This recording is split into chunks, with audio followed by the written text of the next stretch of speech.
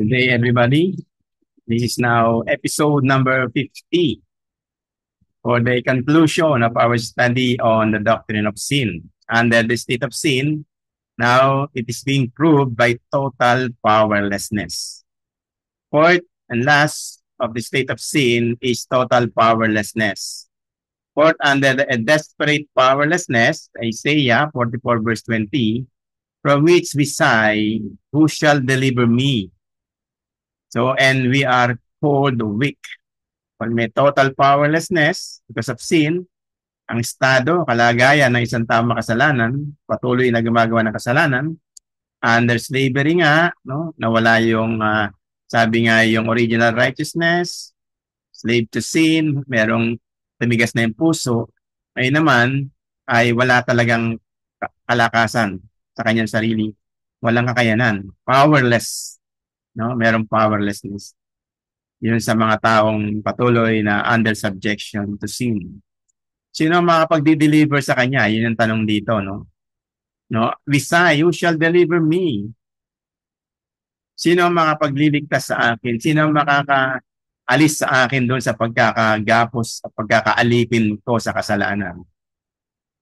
Tayo mahina. We are called weak in Romans chapter 5 verse 6.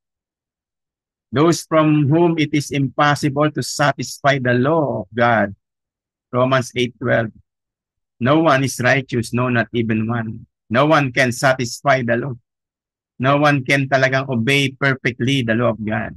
Kaya nga dun sa inaral natin, past lessons natin, no, ang Lord lang talaga ang makakapagligtas sapagkat yung righteousness ng law na para tayo ay maging righteous before the sight of God ay ma-perfectly fulfill natin yung law, yung batas ng Diyos. Masunod natin, masatisfy. Wala. Ni isa mang tao, no? All are sinners. All have sinned and fall short of the glory of God. Sino lang ang nakasatisfy perfectly ng law? Walang iba kundi ang ating Panginoong Jesus. Kaya by virtue of our union and connection and relationship with the Lord Jesus Christ, by virtue of our, no, saving grace and saving faith in the Lord, nung tayo naligtas, na regenerate, na born again, no, na karoon talaga ng by way of imputation, yung righteousness of God through our Lord Jesus Christ, perfect obedience of the law, ay na-impute sa atin. Kaya yung righteousness ni Christ, by obeying perfectly the law of God, because of our connection with Christ, being part of His body, ay na-fulfill na rin natin yung law, not on our own, but because of Christ's fulfillment of the law. Yun yung active obedience of Christ na inaral natin, no? Meron tayong subject sa active and passive obedience of Christ. Yun yung reality, no? For we are those who are ungodly, total powerlessness, sinner, ungodly tayong lahat. Romans 5:6, sinners tayong lahat. Romans 5:8, wicked and enemies of God. Take note of the wordings, no? Wicked na enemy. Kaaway tayo ng Diyos. Kaya nga kailangan ng reconciliation between God and man. Nangyari lang to through our Lord Jesus Christ. Yung kanyang mediation. Si Lord lang talaga ang nagligtas sa atin. The triune God, God the Father, God the Son, and God the Holy Spirit. Yung kanyang oneness, yung kanyang redemption and salvation. No? Plan of God, God the Father, redeems people, then executed and accomplished by the Lord Jesus Christ in His death and resurrection, and then applied, no, by the Holy Spirit. So we go along with our justification, sanctification, and eventual glorification. More studies on that in the near future, Lord willing. Sa Romans chapter 5 verse 10, Psalm 37:20. We are dead in sins. I would like to read, no, sa maikling kaparaanan, yung Ephesians chapter 2 verses 1 to 3, that we are in fact dead in sin.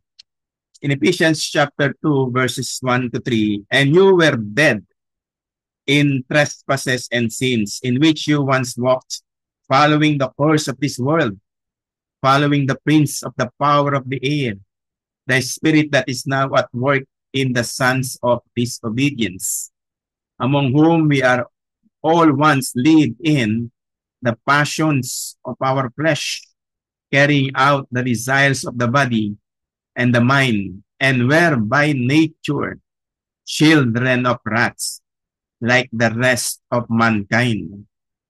Kaya mahirap man, di man tayo maniwala o mahirap man maunawaan, maintindihan na lahat talaga ng makasalanan hiwalay sa Diyos, kaaway ng Diyos, separated from God, spiritually, no? Talagang nandun na. We are being considered by the Bible, by the Word of God, as children of wrath. Hindi tayo mga anak ng Diyos. Yes, we were created by God, but not all are children of God. Sabi ng John chapter 1 verse 12, for those who have received Christ and believe on Him, no, to them He gave the right to become children of God, to those that believe on the Lord Jesus Christ. Children of the devil and children of wrath. Sabi ng Lord nung nire-rebuke niya ng mga Pharisee, no, during His earthly ministry, no, God is not your father. In fact, your father is the devil himself. Yun sa mga wala sa Diyos. Walang pagkakilala sa Diyos at hindi nasasakop ng Diyos. Nakakilabot, ano? Sa Ephesians chapter 5 verse 14, makikita rin yun sa Colossians chapter 2 verse 13. Having a stony heart, matigas na talaga yung puso, no? With the neck and face like a rock, sabi ng previous lesson natin. Sinabi rin niya ni Ezekiel 36:26.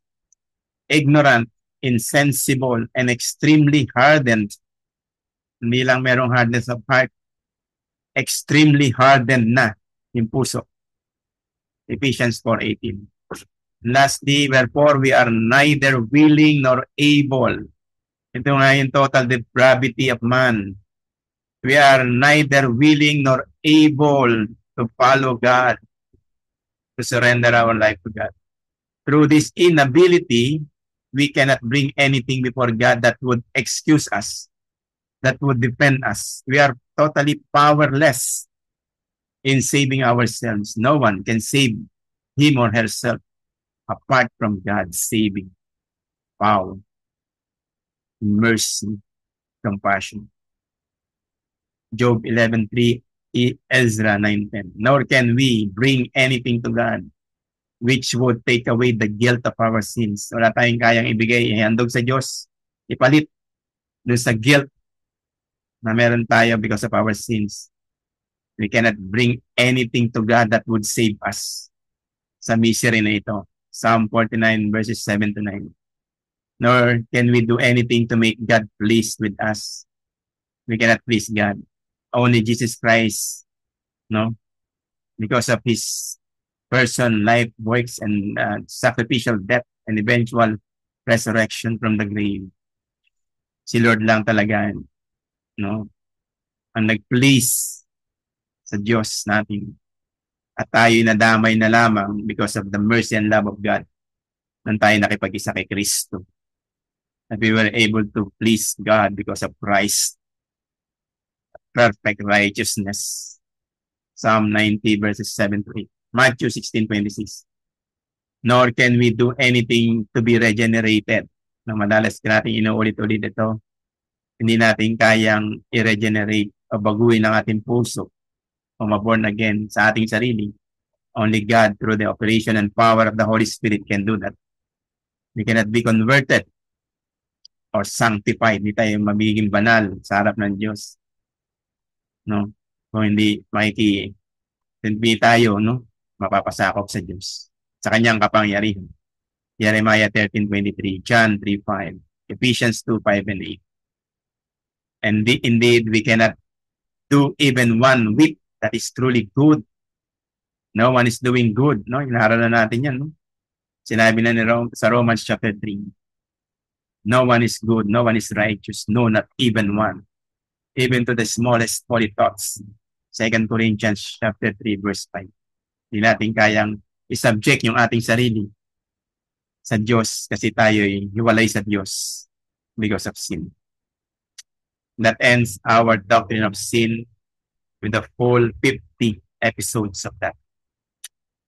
Thank you, Lord, for sustaining us. Nawa, panalangin po namin, O Diyos, na patuloy sa lahat po ng nakasaksi, nakarinig at nakaview ng 50 episodes na ito patungkol sa Doctrine of Sin na ginamit mo, Lord, at patuloy na gagamitin at ginagamit, Panginoon. Para sa mga bawat isa, Lord, na nakatutunghay nito ng online Bible study na ito, amin pong panalangin na masumpungan kanila, mag-repent ng kanilang mga kasalanan, tanggapin kanila bilang Lord and Savior, kung magkaroon sila ng kaligtasan, maging bahagi sila, Panginoon, ng iyong church, you being the head of that. Lord Jesus Christ, thank you so much. We love you, Lord. And to you alone be all the glory of God, all the due praise and thanksgiving. To all of us, thank you and God bless everybody. And see you on our next subject on this particular Bible study online. Thank you so much.